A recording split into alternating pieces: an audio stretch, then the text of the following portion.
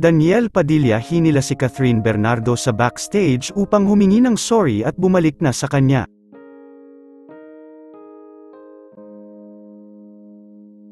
Daniel Padilla humingi ng isa pang chance kay Catherine Bernardo. Viral ang unseen footage ni Catherine Bernardo at Daniel Padilla sa backstage matapos ang kanilang performance sa ABS-CBN Christmas Special.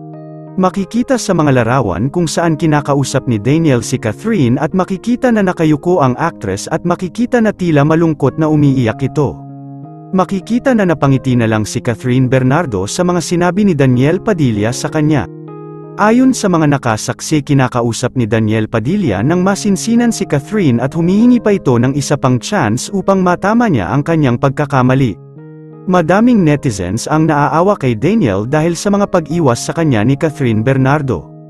Una nang nakita ng netizens ang pag-iwas ni Catherine Bernardo sa pagtangkang paghawak ng kanyang kamay ni Daniel Padilla. Sinabi din ng actress na lumayo ka at dumistansya ka sa harap ko. Dahil makikita sa mga larawan kung saan todo lapit talaga si Daniel kay Catherine habang nagpe-perform na sila sa stage. Isa pang kumakalat na video kung saan hinawakan na ng tuluyan ni Daniel Padilla ang bewang ni Catherine Bernardo at hinila na ito sa backstage upang kausapin ang actress dahil ito lang kasi ang chance na nagkita sila dahil hindi kasi pinapapasok ni Catherine sa bahay nila si Daniel noong panahon na naghiwalay na ito.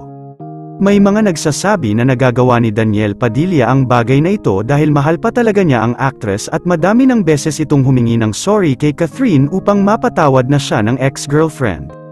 Narito naman ang naganap na pagkikita ni Catherine at Daniel.